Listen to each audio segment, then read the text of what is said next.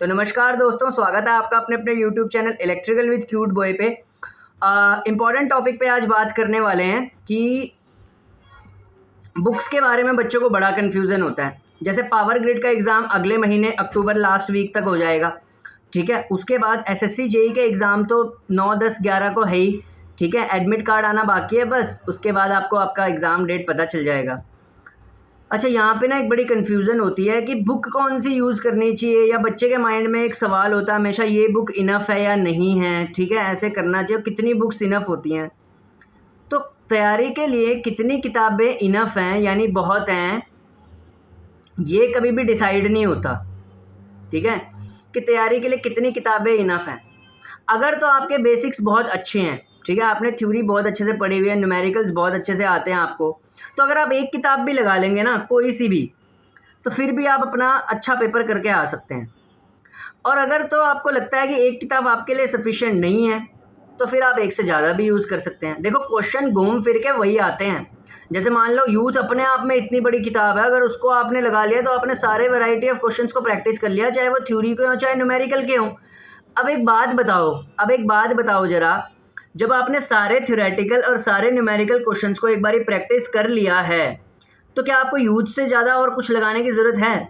वही अगर नया क्वेश्चन भी कोई बनेगा तो वही घुमा फिरा के ही बनेगा, एग्जैक्ट वे में। तो अगर नया क्वेश्चन वही ही घुमा फिरा के बनेगा, तो आपको क्या ज़रूरत है इतनी सारी बुक्स लगाने की? अब एक बुक लगाइए, उसके बाद कोई साइट होती है, कोई कुछ होता है, उससे प्रैक्टिस कर लीजिए बाकी सारे एमसीक्यूज़, बस, ठीक है।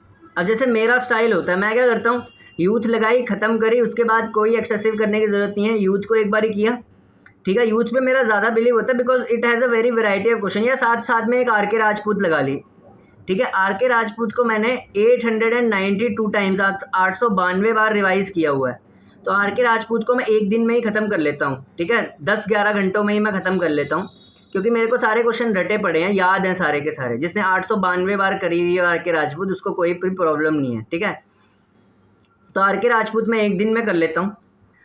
यूथ करने में मेरे को हफ्ता लगता है, ठीक है, तो हफ्ते में यूथ हो जाती है, ठीक है, और आर.के. राजपूत हो जाती है एक दिन में। टोटल 8 दिन का शेड्यूल होता है मेरा टोटल, ठीक है। बाकी दिन में अपने बाकी सब्जेक्ट वैसे ही थोड़ा थोड़ा देखता रहता हूँ, क्योंकि आपको पता है मैं काफ़ी टाइम से तैयारी कर रहा हूँ। तो जो नया लड़का है वो भी सिर्फ एक किताब लगा के कर सकता है, जिसको 1-1.5 साल हो रखा है, या कोई फ्रेशर है, या 2 साल भी हो रखे हैं, ठीक है।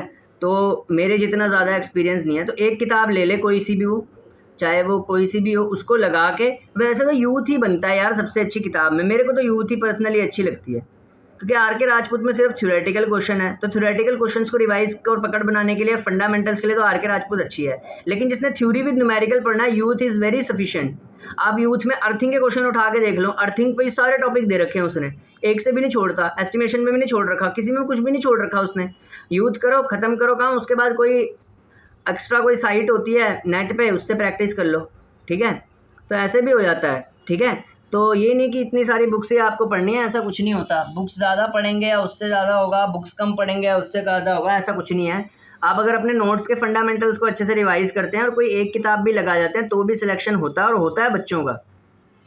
अच्छा, जो बच्चे जॉब के साथ तैयारी करते हैं, उनके पास टाइम होता है 10-10 किताबें लगाने का, वो सिर्फ एक किताब लगाते हैं कोई सी भी, साथ में अपने फंडामेंटल्स अच्छे रखते हैं। अच्छा, फंडामेंटल्स अच्छे कैसे बनते हैं? जब आप ना चीज़ को थोड़ी डेप्थ में अंडरस्टैंड करोगे। डेप्थ में अंडरस्टैंड कब होती है? जब आप थोड़ी सी टेक्स्ट बुक्स को भी पढ़ोगे, ठीक है, योर सेमेस्टर टेक्स्ट बुक्स, तो उसको भी पढ़ने के लिए बीच में टाइम निकाला करो। अभी तो नहीं, अब तो पेपर आने वाला है, पर बाद में एसएससी जेई के लिए तो सेमेस्टर टेक्स्ट बुक्स अब पढ़ने का कोई फ़ायदा नहीं है, लेकिन पावर ग्रिड के लिए आप पढ़ सकते हो, बिकॉज उसका पेपर जो होगा वो अक्टूबर लास्ट में होगा। Okay, so that's all, and prepare well, ठीक है। और ये मत सोचिए कि यार इतनी किताबें लगानी सफिशिएंट होती है, वो बहुत कमेंट्स आते हैं मेरे पे, यार ये सफिशिएंट है, वो सफिशिएंट है। सफिशिएंट तो ऐसे कितना भी कुछ नहीं होता, स्ट्रैटेजी के साथ चलना पड़ता है। एक किताब लगाओ या 2 किताब लगाओ, साथ में कोई साइड से एमसीक्यू प्रैक्टिस कर लो, और अपने फंडामेंटल्स अच्छे रखो। फंडामेंटल रखने का मतलब क्या है? नया क्वेश्चन आ जाए वो भी आप अटेम्प्ट कर सको, ठीक है। तो बस दैट्स ऑल, ठीक है। तो इतने में भी हो जाता है, 1-2 किताबें लगाने से भी हो जाता है, एंड फंडामेंटल्स आप अच्छे रखेंगे सेमेस्टर टेक्स्ट बुक्स के थ्रू, ठीक है। Thank you.